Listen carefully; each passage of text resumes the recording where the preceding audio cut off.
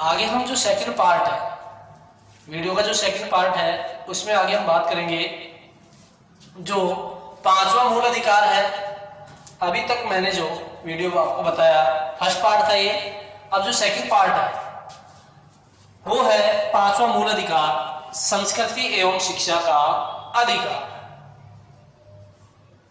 जिसका वर्णन भारतीय संविधान के अनुच्छेद 29 व 30 में किया गया है।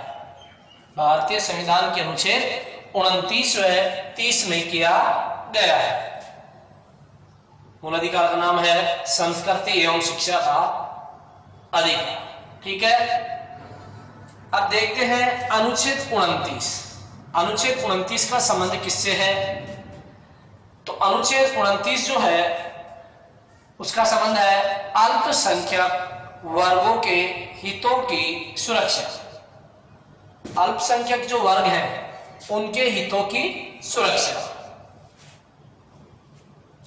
इस अनुच्छेद के तहत प्रत्येक नागरिक को अपनी भाषा, लिपि व संस्कृति को सुरक्षित रखने का पूरा अधिकार दिया गया है। इस आर्टिकल के तहत प्रत्येक नागरिक को उसकी भाषा, लिपि, संस्कृति आदि को सुरक्षित रखने का पूरा अधिकार दिया गया है तथा राजकीय शैक्षणिक संस्थानों में राजकीय यानी जो सरकारी शैक्षणिक संस्थान है उनमें प्रवेश के लिए जाति वर्ग के आधार पर भेदभाव नहीं किया जाएगा। क्या जितने भी सरकारी या राजकीय संस्थान हैं उनमें जाति और वर्ग के आधार पर किसी भी प्रकार का कोई भेदभाव उनसे नहीं किया जाएगा। नेक्स्ट आगे हम बात करते हैं अनुच्छेद 30।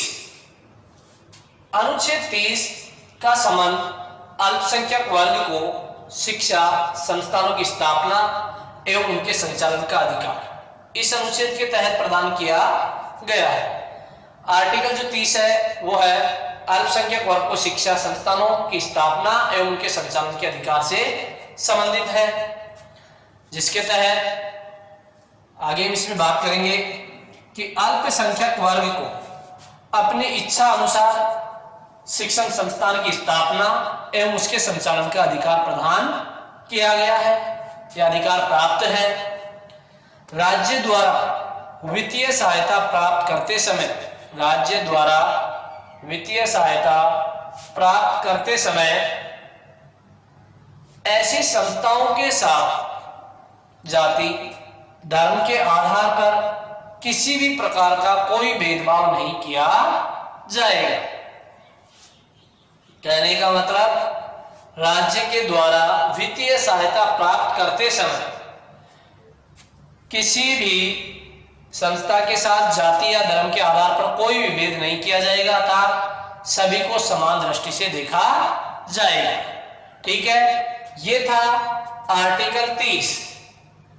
कहने का तात्पर्य 29 था अल्पसंख्यक वर्गों के हितों की सुरक्षा से संबंधित, उसके बाद 30 है अल्पसंख्यक वर्ग को शिक्षा संस्थानों की स्थापना एवं उनके संचालन के अधिकार से संबंधित। तो ये दो आर्टिकल इसमें संस्कृति एवं शिक्षा के अधिकार। ठीक है, नेक्स्ट उसके बाद आगे हम जो बात करेंगे वो है संवैधानिक उपचारों का अधिकार।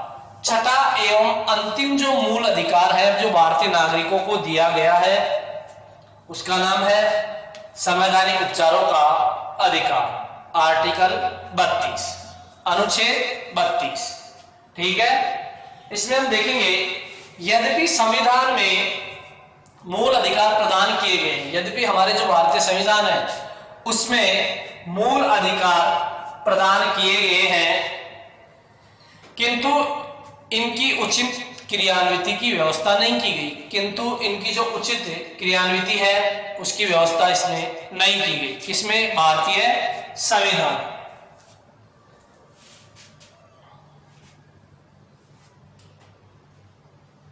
कहने का मतलब अगर इनकी उचित क्रियान्वयन की व्यवस्था नहीं की जाए तो इनका किसी भी प्रकार का कोई अर्थ नहीं रहेगा। कहने का तात्पर्य एक बार फिर से मैं इसको रिवाइज करता हूं कि यद्यपि संविधान में मूल अधिकार प्रदान किए गए हैं, किंतु यदि इनकी उचित क्रियान्वयन की व्यवस्था न की जाए तो इसका कोई अर्थ नहीं रहेगा। इसलिए संवैधानिक उपचारों का अधिकार जो भारतीय नागरिकों को प्रदान किया गया है वो है अनुच्छेद 32 के तहत, जिसका आशय नागरिक अधिकारों को लागू करने के लिए न्यायालय की शरण ले सकता है। अर्थात नागरिक अधिकारों को लागू करवाने के लिए न्यायालय की शरण ले सकता है, शरण ले सकता है। कहने का मतलब, कहने का तात्पर्य है, यहां हम बात कर रहे थे कि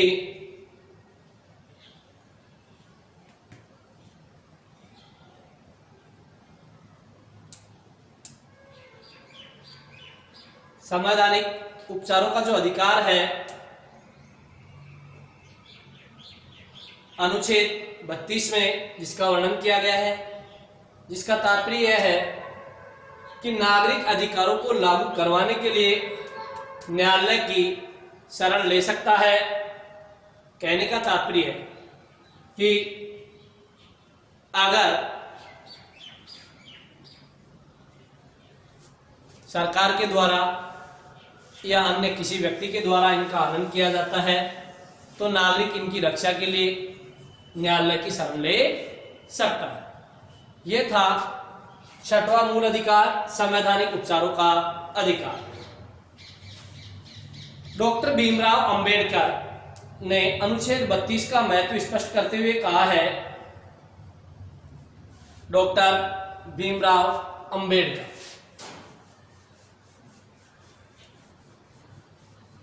जिन्हें कि भारतीय संविधान का पिता भी कहा जाता है, उन्होंने अनुच्छेद 32 का महत्व स्पष्ट करते हुए कहा है कि अगर अनुच्छेद 32 को मूल अधिकारों की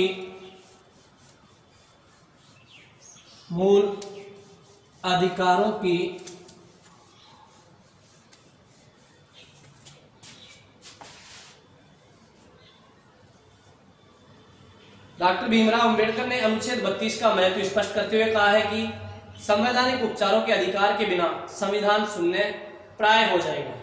कहने का मतलब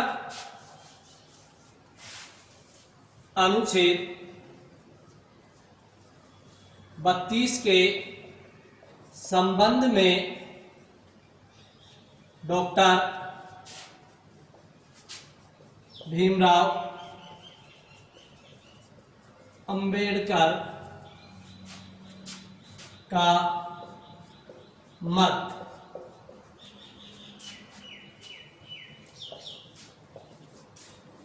डॉक्टर भीमराव अंबेडकर का मत है कि अनुच्छेद 32 के बिना संविधान शून्य, अनुच्छेद 32 के बिना संविधान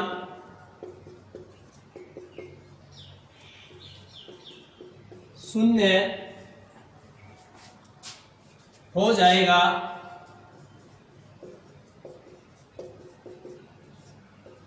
कहने का तात्पर्य है डॉक्टर भीमराव अंबेडकर ने संवैधानिक उपचारों के अधिकार को भारतीय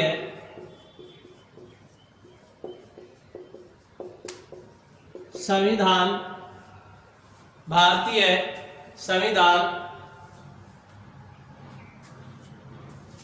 की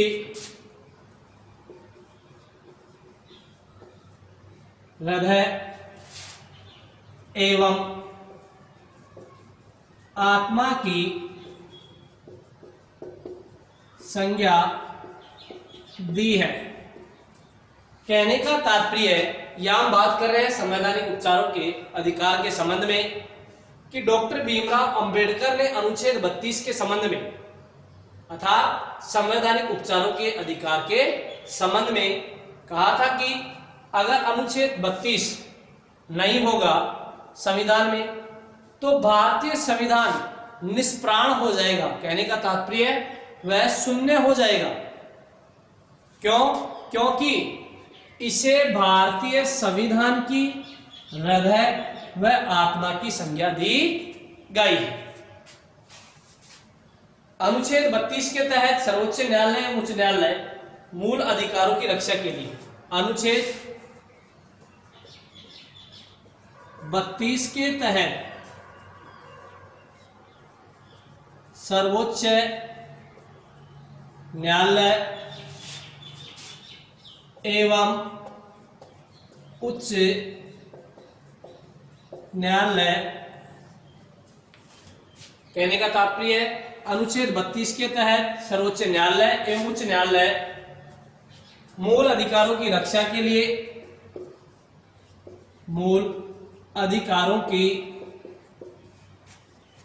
रक्षा के लिए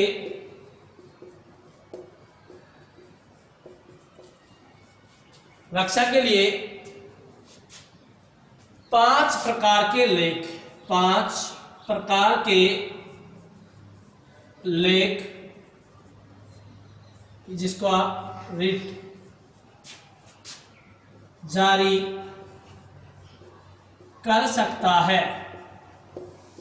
कहने का मतलब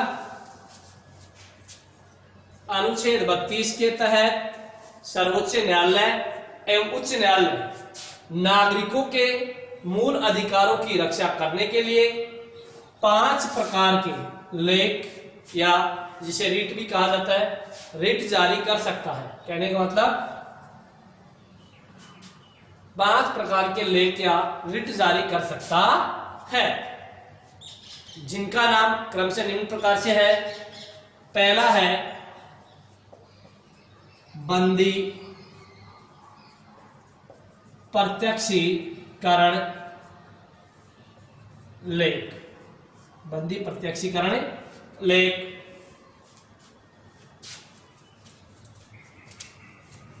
बंदी प्रत्यक्षीकरण लेख जिसे कि अंग्रेजी भाषा में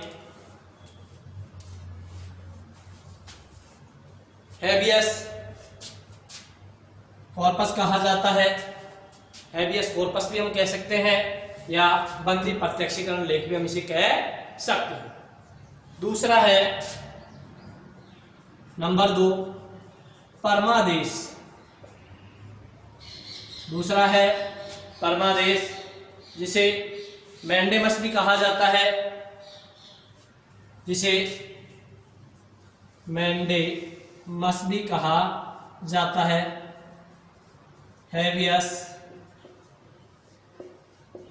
कॉर्पस मैंडेमस। नंबर 3 जो है जो लेख उसका नाम है प्रतिषेध लेख।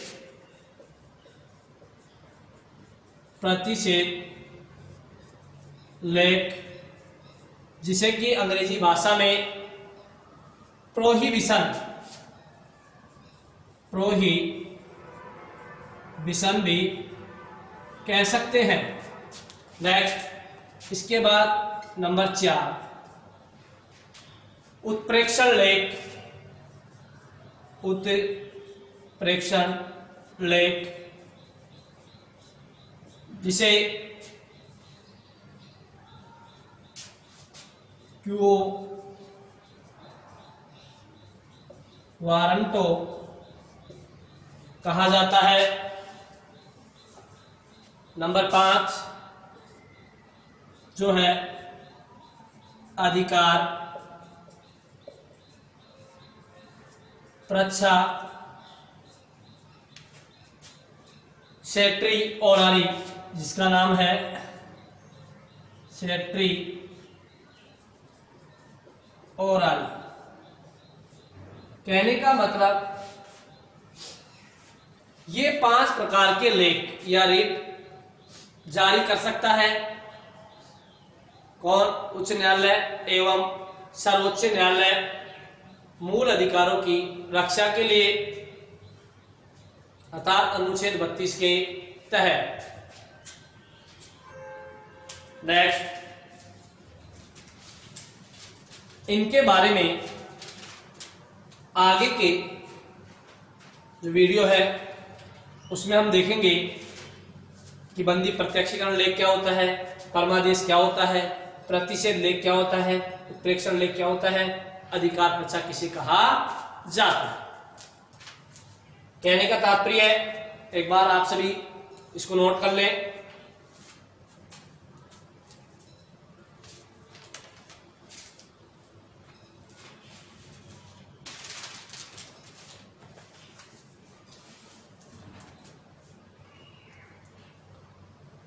अब हम आगे बात करेंगे।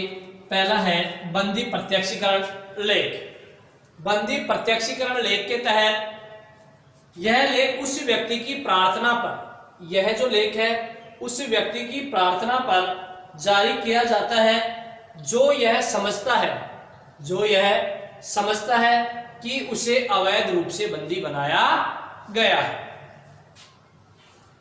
इसके द्वारा न्यायालय संबंधित अधिकारी को आदेश देता है और इस लेख के द्वारा न्यायालय संबंधित जो अधिकारी है उसको आदेश देता है कि बंदी बनाए गए व्यक्ति को निश्चित समय, कि बंदी जो बनाया गया व्यक्ति है उसको निश्चित समय अर्थात 24 घंटे के भीतर निश्चित स्थान पर न्यायालय के सम्मुख उपस्थित करें। अर्थात बंदी बनाए गए व्यक्ति को निश्चित समय अर्थात 24 घंटे के भीतर न्यायालय के सम्मुख पेश किया जाना चाहिए, जिससे न्यायालय यह जान सके कि उसे बंदी वैध रूप में बनाया गया है या अवैध रूप से उसे बंदी बनाया गया है। यदि बंदी बनाए जाने का कारण अवैध है तो न्यायालय उसे मुक्त करने की आज्ञा भी दे सकता है। यह है बंदी प्रत्यक्षीकरण लेख। ठीक है। नेक्स्ट जो सेकंड है परमादेश। इस आदेश के द्वारा न्यायालय उस पदाधिकारी को अपने कर्तव्य निर्वहन के लिए आदेश जारी कर सकता है जो पदाधिकारी अपने कर्तव्य का समुचित पालन नहीं करता। कहने का मतलब परमादेश से तात्पर्य है कि इस लेख के द्वारा न्यायालय संबंधित अधिकारी को उसके कर्तव्य पालन के लिए एक आदेश जारी कर सकता है जो पदाधिकारी अपने कर्तव्य का समुचित रूप से पालन नहीं करता। नंबर 3 प्रतिषेध लेख। यह आलेख सर्वोच्च न्यायालय उच्च न्यायालय द्वारा अपने अधीनस्थ, यह आलेख सर्वोच्च न्यायालय या उच्च न्यायालय द्वारा अपने अधीनस्थ न्यायालय को जारी किया जाता है कि वे इस मामले में कार्रवाई न करें, क्योंकि यह मामला उनके कार्य क्षेत्र से बाहर है। ये हो गए अब तक 3, पहला बंदी प्रत्यक्षीकरण, दूसरा परमादेश, तीसरा प्रतिषेध और चौथा जो है उत्प्रेक्षण लेख। इस लेख का उपयोग किसी भी विवाद को निम्न न्यायालय से उच्च न्यायालय में भेजने के लिए किया जाता है।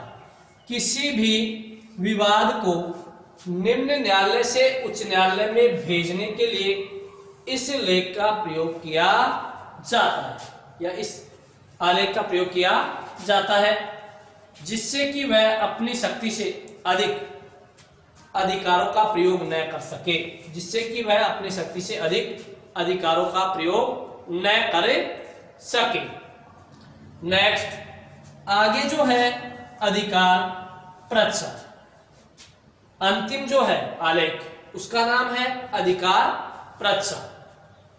जब कोई, कहने का मतलब परीक्षा यानी पूछना, परीक्षा जो शब्द है इसका यहाँ पर तात्पर्य मैं आपको बता देता हूं, पूछना क्या था। अधिकार प्रचा से तात्पर्य यह है कि जब कोई व्यक्ति गैर कानूनी तौर पर किसी सरकारी या अर्ध सरकारी या निर्वाचित पद को संभालने का क्या करे, प्रयास करे, तो उसे ऐसा आदेश जारी किया जा सकता है कि वह किस आधार पर इस पद पर कार्य कर रहा है। जब तक वह व्यक्ति इसका संतोषप्रद जवाब नहीं देता तब तक वह इस पद पर कार्य नहीं कर सकता। ठीक है, ये जो 5 प्रकार के अनुच्छेद 32 के तहत जो लेख हैं उनके बारे में मैंने आपको बता दिया। पहला बंदी प्रत्यक्षीकरण लेख, दूसरा परमादेश, तीसरा प्रतिषेध, चौथा उत्प्रेक्षण और 5वां अधिकार प्रचा। ठीक है, नेक्स्ट आगे के वीडियो में हम मूल अधिकारों का मूल्यांकन और उनका आलोचना आदि के बारे में अध्ययन करेंगे। धन्यवाद।